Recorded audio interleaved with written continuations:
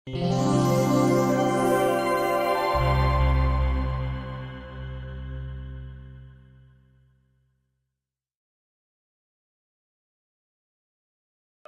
a few slides. I will try to make it as interactive as possible. So please feel shout out. People in the back, you can move up front as well. So I want to be here. So I just looked up the definition of the term engage in the dictionary. And obviously there's quite a few definitions. Can you hear me okay? Yeah. And the one that sort of attracted me the most in the context of our session here at Uxnow was, the ability to get a user to participate with something, right? That's sort of the core of this, right? To get them to be interested, to pay attention to be engaged with, right? And if we, look at this, how many people have been doing this? Nobody's done it? How many people have been injured while doing this? Me as well. It wasn't Facebook, I was doing corporate email, but nonetheless. So there's a dark side of engagement as well, right? If things get too engaging, and towards the end of my talk, we'll look at that as well. Where if you make it so addictive and so engaging, where it actually is detrimental to the user, then where do you draw the line from a morality perspective, from that? But before that, let's get started. We live in the age of the attention deficit economy, right? As opposed to the attention economy.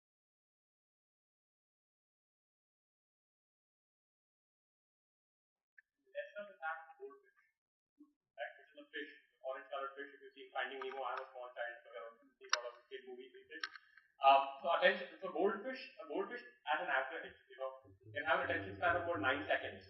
Our attention span is down to 8 seconds, right? And the number of messages, a colleague here, Mohit from marketing, apparently 4,000 to 5,000 messages that a user is bombarded with every day, right? A normal human being, person. Therefore, this is only aggravating the problem. Like, even if you look here now, yes, for encouraging people to tweet and so on, I was trying to tweet myself.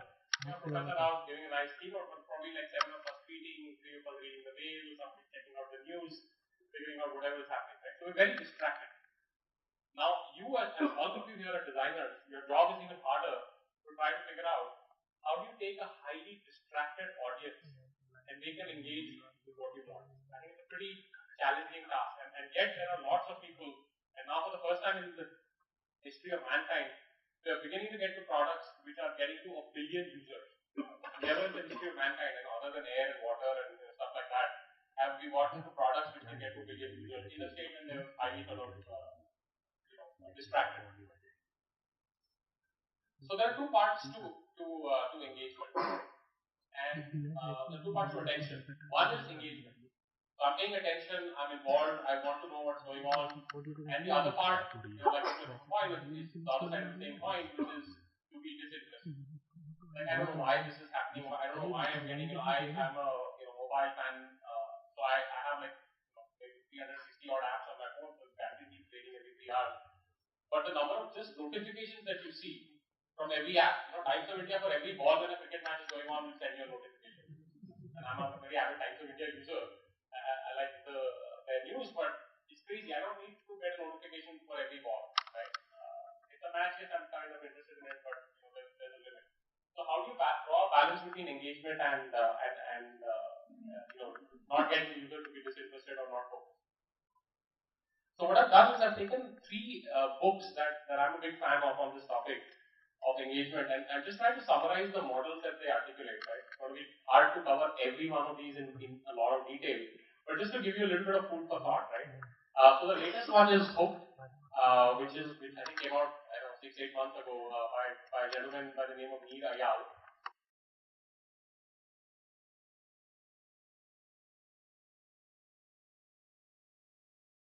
Then there's one called Made to Stick, which is by Dan and Chip Keith. They've written a lot of other interesting books like Decisive and so forth.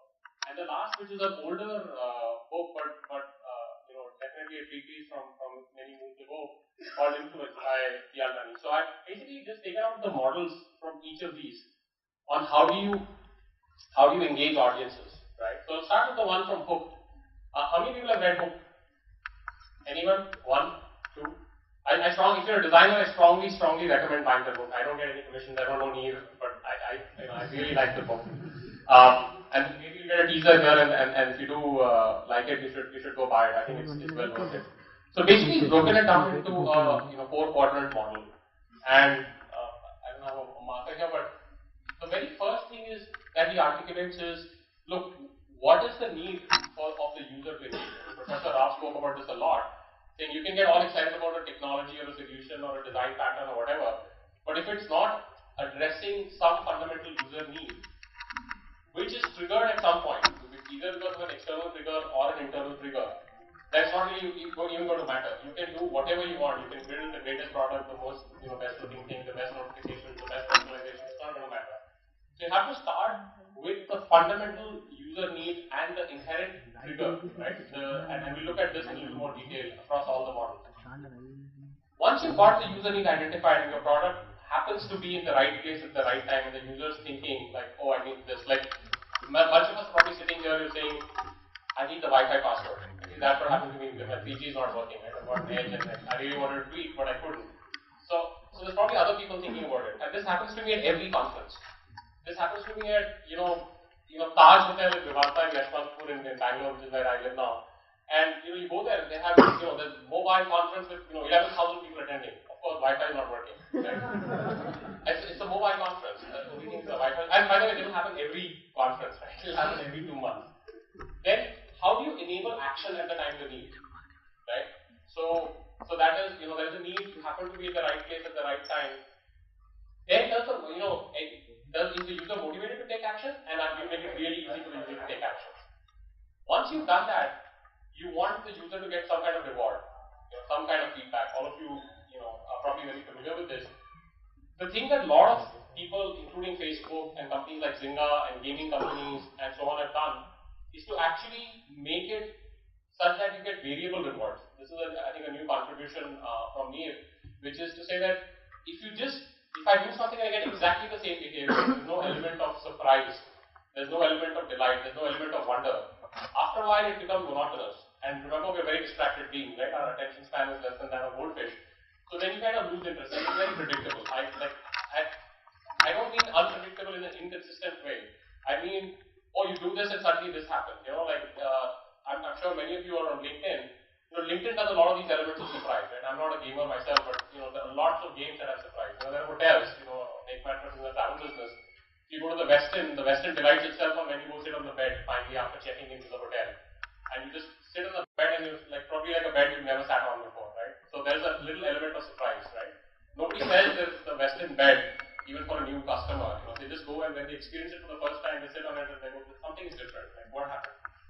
Because that is that moment where they want to catch the user and really delight them with a reward. The last one is that of investment. Users get very engaged where you get them to invest some time in it. Right? The reason a Facebook or a LinkedIn or even a WhatsApp is successful is you're constantly spending time investing in that. Very often you will find things such as LinkedIn saying your profile is only 45% complete. Your alumni, IIT Delhi or whatever is not listed. Your this other colleague of yours who was at this company is now at that other company, and so forth. So the more you get a user to do investment, the classic example of this in the real industrial design world, at least in the US, it's very popular. It's a company called IKEA. You sort of do your own furniture, right? So you buy, prefabricated furniture, but you assemble it yourself. It's actually cheaper and a little more, Swedish and Norwegian in sort of nature. But people who buy IKEA just love it because they spend an extra half an hour putting their table together, or the table lamp, or the chair, or whatever. And you could find probably a better chair at a better looking chair, a more comfortable chair, maybe at a similar price point. But they're more in love with the IKEA chair. So that's a quick sort of summary of Neil's book. I'll pick a couple of insights from the book by Dan and Chip, which is called Made to Stick. This is less about user engagement and more about ideas. So you have a great idea. Now, how do you make it stick, right? Let's say Professor talked about inclusive innovation or about making education accessible to all. That's a great idea. How do you make this idea stick? How do you get everyone here to come volunteer their time for the UNICEF or AIMS project or whatever it is, right? So So I'll just pick a couple of things. So there are model called success. I'll quickly read it out because the fonts are probably not fully legible from the back. So one is simplicity, right? So pretty obvious. Not really going to go into detail. Again, you're welcome to buy the book if you want. The second one, which is very, very interesting, I spoke a little bit about this, is an element of surprise or delight or wow. So in the gaming industry in particular, for example, speaking to somebody at Zynga, who does games like Farmville and so on, probably they're now a little old because they're only on Facebook and just beginning to get on mobile. But nonetheless, so they plan for elements of wonder, Nicole of wonder, right? That's where we are. So they actually explicitly plan for elements of wonder. So people in an area such as let's say Make My Trip or other commercial ventures, we look at user, session, engagement, conversion, payments, etc. They're looking for moments of wonder. And their entire set of data or analytics or metrics are geared around moments of wonder. So they actually script like a movie director would and say, in this game, this will be the certain elements of wonder, in Temple Run or Farmville or XYZ. And then you basically you could even be surprised by an element of a new insight that you were not familiar with. So somebody might tell you, oh, you may know that you may know such and such about IIT Delhi, but you don't know the fact that all the projects are going on right now, or whatever. Something sort of obviously more interesting than that. So you can also delight and surprise the user with just some interesting data, statistics, something that is different than their worldview. Right? Again, so it goes back to that notion that you're just bombarded with the same stuff again and again. So you're trying to look for, okay, why do I need to pay attention? Why should I pay attention? Because there are 6 other things vying for my attention. So concrete and credible, again I'll sort of skip that in the interest of time. Emotional, right? Very, very important. I'll go into this into a little more detail. And here the thing is that it has to appeal to the user's emotions, right? Like if there's one thing you take away from this talk or conversation, it has to start from that inner need and to the level of the emotion. And I'll have a quick quiz after this on emotional products, so when we start thinking about products that we think are emotional. And it's beyond self-interest, right? One is to appeal to their emotion. The second is that, what's in it for me? Why is this useful? Like you may be able to do Flappy Bird, right? And I don't know how many of you did it before you took it off. It was crazy, right? It went from like nothing to 100 million active users, and it was just a game that you had to keep Flappy the Bird or Angry Bird, or whatever. And you're like, how is this meaningful? How is this useful? And yes, you're trying to do some engagement, you're trying to do some time pass and so forth. But you have to keep answering the question, why is it useful for the user, right?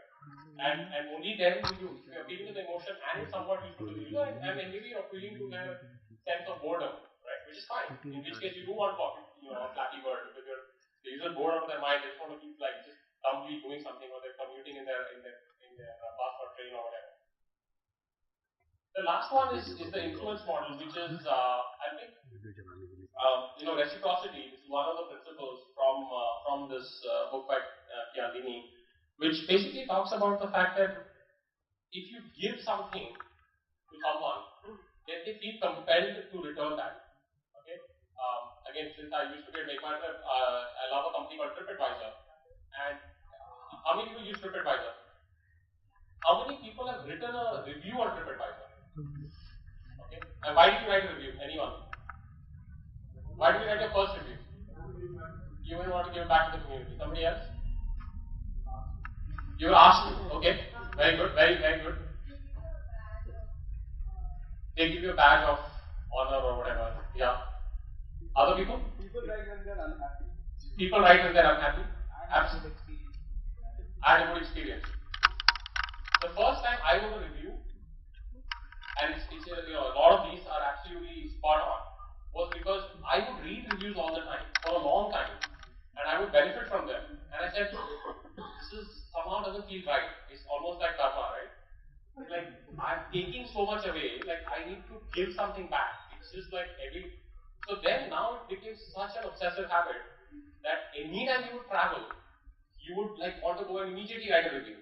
Okay, and there are a lot of things. It could be a badge of honor, it could be, like you said very correctly, they point you to great product, right? Great design, great moment of influence, great moment of trigger to catch you. Not just when you're checking out, but a day after you checked out, saying, hey, how was your stay in that hotel, by the way, right? And would you like to share it? Because there is 820 people that are looking at it right now. You go, oh, hang on, I must tell them that the breakfast sucked, or I must tell them that your room service was not great, and so on. So, how do you engineer where the user is basically getting, and by the way, this whole thing about influence, this whole thing about engagement, you'll always find this, little strand of manipulation in there somewhere. So you have to keep yourself honest and say, look, is it right for the user? The last thing was, there's a very interesting example which is cited on getting small public commitments, right? I cited this example, while it's from the US, you should be able to associate with it. So, imagine living in a villa community or bungalows, right? And you have a little front yard or backyard, and somebody comes and says, I want to put a big poster, like this UX poster, UX Now poster, in your front yard. And X percentage people said yes, right? And you can imagine that X would be a very, very small number. Most people said, there's no way coming and putting I like user experience, but I'm not putting it in my damn front yard, right? Like, it's not happening. Thank you, Vishal. But then they did a social experiment where they said, hey, do you support, user orientation or user research or whatever? And if you do, here's a little postcard. Can you just sign this and mail this? If you mail this postcard, the IIT School of Design, gets $100. You don't have to do anything. Just sign this and you mail it. That's it. Like, it's prepaid, pre-stamped, everything, right? And then they did the experiment a week later for the people who had signed and sent the postcard saying, I want to put this little thing in your front yard. Then of course, yeah, absolutely, please go ahead.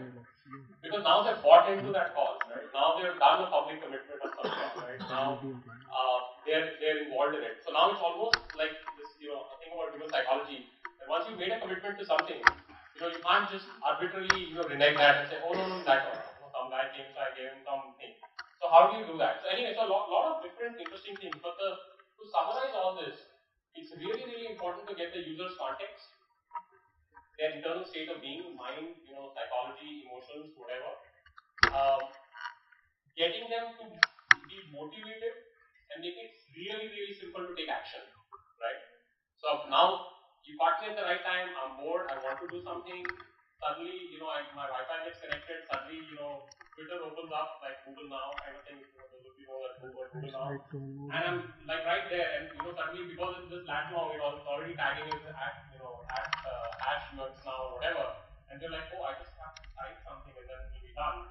And you do it, and boom, suddenly in the middle of my presentation, one of your tweets shows up, right? And then it is a frenzy, right? You can imagine it like if they start, showing the tweet stream now, suddenly there'll be 20 more tweets, right? Like right now. Because you say, wait, I just did this, and like, oh, it's on screen now. So therefore, this must be cool. So that causes stickiness. So yeah, Vishal, how am I doing on time? I have no idea. Or anybody there? 5 minutes? 10 minutes? 5 minutes? Okay. Anyway, until you keep me up, I'll be talking now. I don't know that is. So there's a few examples I wanted to take you through as you think about each of your products to make this applicable. To say, hey, look, at least evaluate this and this. And this is a little mobile centric, so please, bear with that. I think the whole world is moving to mobile, some kind of on that. So this is the new inbox app from Google, right? So having an onboarding flow, which actually helps the user figure out how, okay, this is great, but now how do I get started with this? Okay, this is just one example. This is around notifications, right? So I've taken Quora and LinkedIn, two of my kind of favorite products. These are both on the web and on the mobile.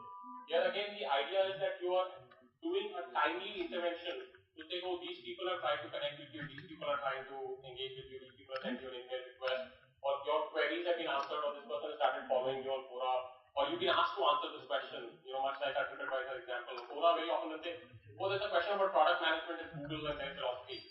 Hey, can you answer it? Because 4 people are asking me to answer this. I don't know who these 4 people are. I don't know why they want me to answer it. But I'm like, oh, 4 people want me to answer this question, so I will like stop my email and go answer that question. Because like, oh, 4 people want it. This is a travel company, Airbnb. This is deep linking, right? So this is another new technique that a lot of people are using to basically help with distribution and help with engagement. So if you go to Google on mobile now, you search, in this case, it's rooms for rent in New York City, but it could be hotels in Goa, and MakeMart is one of the first companies in India to do this. Where you can search hotels in Goa, and it will link you not just to the various results, but to a deep link inside the app of that content. Right? So you basically open up, just from Google search, you click it, you go to the app, and you go inside into that content. So deep linking is one example. The very popular company called Xiaomi, I don't know how many people here have bought a Xiaomi phone, but it's all the rage. Every time Flipkart lists it, it sells off in 6 seconds. So they have done this thing with another Chinese company called WeChat, where you basically use chat as a way for doing notifications. Okay. So you can use chat as a way to do notifications, right? How many people use WhatsApp here? Everybody. Okay, the guy in the front says I can't see anything in the back, but everybody. Everyone who doesn't use it, please talk to this gentleman in the right. You work for WhatsApp or Facebook? No. Okay, cool. No, you should be happy. It's almost everybody. It's actually not quite, so they still have some room for growth. But WeChat is very popular in China. WhatsApp doesn't have an open API, even though all the Indian real estate agents are still trying to figure out how to spam it by hiring engineers probably from IIT. Like trying to say through the API we'll spam you anyway. But chat has become like a huge source of distribution, notification, and engagement. Right. So a lot of Indian news channels are now on the WeChat channel page, and eventually I think WhatsApp will also open their API. So you can figure out how do you engage with users in a chat session for the first time in history. Right? It was harder to do that on Yahoo Messenger or MSN Messenger or Gtalk or Skype, whatever. Here, even Skype does this beautiful thing every once in a while, where if it's my friend's birthday, it'll be like, oh, by the way, today is Manish Sharma's birthday. Like, whoa, okay. Then you're like, again, moment of truth, right? You're very compared to say, hey, happy birthday, Manish. And nobody else knows. Only Skype knows and you know, because that notification came to you. But it was at the right time. So imagine that happening on WhatsApp. Suddenly, if you got your birthday stream from Facebook on WhatsApp, like a little post, right? We just said, oh, by the way, today it's so-and-so's birthday or such and such is anniversary or such and such got a new job. It's almost guaranteed to increase engagement. So I realize I have a little more time than I thought I did. So therefore, I will. This is something that I found which is very, very interesting as I thought about this, right? So the Maslow's hierarchy of needs. I'm sure most people are familiar with this. But just a very quick summary, right? We humans, as we evolve, right, we start from very basic needs, right? Biological, physiological, safety, etc. Towards all the way to the top of the pyramid, which is more around self-actualization and self-realization and figuring out what value am I adding to this world. And I'm going to say, when you think of wonderful. I have a slide for that. So I want people to yell out, just scream, don't worry about mics and all that. When you're bored, what product comes to mind? Facebook. Quora. Flipboard. Twitter. What else? YouTube. Nobody gave you guys work too hard. No Flappy Bird, no Temple Run, no whatever. But how about hope? When you think of hope, what product comes to mind? Sorry? LinkedIn. Okay, make my people. The HR person should talk to this guy. This guy thinks of hope when he thinks of LinkedIn. Okay? I think of LinkedIn when he thinks of hope. That's even worse. What else? Sorry, anything else? Twitter? Oh, Tinder. Oh, yes, absolutely. IT Delhi. Of course, I'm sure one of the 13 startups is doing a Tinder for India. Or maybe 3 of them are doing that. How about the next one? Fear. Gmail, okay. If you work in a company, then you should be worried about corporate mail. Sorry? Gmail at work. Oh, Gmail at work. Okay, now, thank you. I'm on the same page. Yeah, WhatsApp? WhatsApp makes you fearful. Or fear triggers. Okay. Yeah, go ahead. Your wife's WhatsApp. Your wife's WhatsApp, yes. I'm shocked that you let you touch her phone. And on top of that, WhatsApp. You must be special. Like, talk to me later. I need to give some tips. How do you do that? My wife won't even let me touch her phone. Like, you cannot let me touch my phone. That's off limits. Inspiration. Quora. Come on, guys, let's be creative. You guys are designers. Inspiration. TED. Instagram. Nice one. Penultimate. Stumble. Dribble. I think looking for jobs or posting their portfolios. Good recruiting event. Okay. And voyeurism. YouTube. Anyone on secret? Secretly? People on secret? It's the ultimate crazy, wacky voyeuristic thing. Go ahead, sorry, which one? Beta? Okay. But realize that as you thought about each of these things, you immediately connected with some product, right? And what is happening if you look at even some of the models we looked at across these various authors, as soon as you get that emotion, if you are present at that, if you're bored and you know that this is my trigger, or if you want to be inspired, you're a travel company and you're like, when do people get inspired? And when you get inspired, if at that time I got a notification as opposed to there's 20% off on the next bus ticket, right? How much better the conversion or the engagement would be, right, from a user point of view. So here's a beautiful picture I got on the Maslow's hierarchy of needs we looked at a few seconds ago. From the biological needs to the self-esteem to the cognitive and so on. A lot of products that we talked about are on this list, and some of them are, of course, a little more US oriented. I didn't have time to convert this into the some of the Indian version. But you can imagine a Zomato, I Delhi alumni, so sort of very appropriate at the bottom of that list, along with like things like Yelp. Uber, of course, I'm sure Ola Cab, Uber, taxi for sure people are already using. It's more for transportation. So like when I think of transportation now, I typically use Uber or Ola. WhatsApp is there, Snapchat. Nobody said Snapchat. I'm surprised. I thought again, this audience, maybe all the students are too busy. As you go up, LinkedIn came up a lot, Facebook came up a lot. Wikipedia. We talk about Wikipedia, but if there was an emotion of contribution, right? I think the number of contributors to Wikipedia. Just a guess. Number of people that have helped create tens of billions of pages of Wikipedia. 100,000, 10,000, 100,000, million. Billion?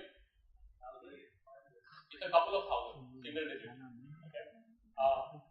Because there is no money for it, right? It's just voluntary, and there's a rating system, there's an evaluation system as to whether you get to contribute or not. I mean, you can contribute, but it's like open source, right? Whether you get accepted into it, your contribution gets accepted or not. So there is a level of, as you notice, as you go higher up in the hierarchy, somebody said, LinkedIn for hope. As you go higher up in your own state of being and of evolution and of, so on, you start wanting to do more contributions, more engagement, all the way to the top, again, in the interest of time. If you look at Kickstarter or you look at AngelList, which is a little more on the VC side, so Kickstarter helps you build new projects and so forth. So focus on the user. I think that's what Professor Rao said as well. I mean, there are a few things that I would recommend that you think about. Where is the user at? What is she doing? What's the emotion that she's going through? What's the need? Can you trigger something at that time? Can you make it easy to take action? And eventually, can you do the loop to do the rinse and repeat? A few metrics in terms of how to engage people at different stages of the product, pre-product market fit, at the growth stage, and so on. I'm a data guy, I'm a product guy, so therefore I can't do things without metrics. Enough for the emotion stuff. Show me the money. And the last word of caution is, don't overdo it, right? Remember that fine line between engagement and manipulation. Most people, I'm sure, are sitting in the audience saying, forget damn manipulation, right? I just want 10 million users, 100 million users, whatever it might be. But there is definitely important to not try to Spoken about the aspect of wonder and the aspect of like surprising rewards and everything. That's like something that you should really love. Did you hear me? Yeah, I did. Yeah, so that seems to me tension, right? They started today. Are they even with you tomorrow or not? Right? Will only happen. I'm not talking about how to acquire users. Right? That's a whole another talk. And I know somebody else is talking about that. I'm saying even the 100 first user, even the 50 first user. The way Uber started was just traffic and just friends, only 100 people. He said it's a very painful thing to call a taxi. So for my friends, for 100 of my friends, I'll just make it easy to call a taxi. So we don't have to call 5 taxis, right? But what I'm saying is focus on that engagement to say, okay, for these 100 users, what is that fundamental problem? And in that micro loop, are there things that I can do to make the engagement level very, very high? If you can't even do it at that scale, forget all the growth, forget user acquisition, forget whether you get it through Facebook installs or InMobi or whatever, it doesn't really matter. You fundamentally don't have a unit that is engaging. You don't have a good one-day cohort, right? You don't have a good 100-user cohort. I think the professor talked about this beautifully with the example with the white cane versus the blue cane, whatever. It's only 10 users. Maybe in the lab there's only 2 users, not even 10. In the field they went and talked to 50. But when you launch this to say, for I don't know how many blind people are in India, but 30 million blind people in India, if you haven't figured out that early loop of that trigger, of that reward, maybe the cane doesn't beep all the time because it shows disability, but maybe it beeps at some interesting event. Maybe it beeps when you walk a kilometer. Maybe, I don't know, when there's still some moment of delight, even for 2 users, right? But is it reward before trigger now? No. like I said, it's a loop. Like, don't take it literally. It's not like, let me first get up and think about trigger for the next 2 months. Probably not. But you say, what is, like you said, the biggest problem in that user's mind or the trigger on the blind user's mind, I think my takeaway, was the stitches on the forehead, because enough and more has been done to figure out if there's pebbles and stones and railway tracks to figure that out with the cane. And I'm just sort of anticipating. But they're very worried about hitting their head because they know that they've hit their head before. So, but there's no sense of how do I do this, right? So I'm saying you view it not in the sense of is it a reward or a trigger to have something be for the cane sort of little camera or sensor to see if there is something. It's just you have to say in that loop. In the very first thing, you still want to make sure it doesn't regress me from walking. Suddenly it's beautiful for everything. I don't hit my head, but I trip and fall. So you have to solve that problem. I'm not saying, oh, let's look at the trigger because he's scared about his head. So maybe we can talk offline. Any other maybe one more question or yeah, yes. Yeah.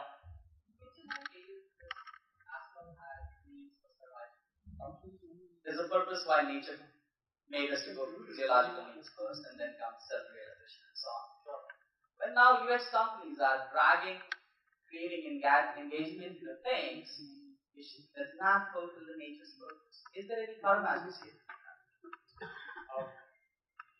Yeah, this is a very deep question. This is not a early morning in Delhi with a 20 degrees temperature question. But I do think, addiction and spam, which I spoke about briefly, right? Things that are not useful, but, deeply engaging experiences, because you have the power as designers, as engineers, as product people to do that. What's the karma? I mean, I think it's like all karma. Forget UX karma, product karma, whatever. It will sort of in some sense come back to bite you, but there are enough and more things out there. The way I have a very simple litmus test for that I would offer to say, look, would you yourself use this thing, right? I would love for the Times of India guy who made the app, and sorry for your Times of India because I cited that example before, to say, boss, do you like cricket? They're like, I like cricket. Okay, great. Now the India-Australia series is going to start. Please keep this app on. In the middle of your day, you get 892 notifications. Would you like using that, right? And if the person says yes, okay, then I uninstall Times of India. Then I don't want to take their subscription anymore. I'm sure there are 8 out of 10 or 9 out of 10 chances that this is annoying as hell, right? Because I need to do my job, or I need to look at this story, or I need to talk to people, or WhatsApp, or whatever. So the point is, very simple test is, would you use it yourself? If you don't use it yourself, if you use a terrible term, but you're a peddler, right? Without saying what you peddle. So, and if you want to, there are enough people who peddle lots of things, right? So, okay. I think we're out of time. But thank you very much. Great talking to you guys.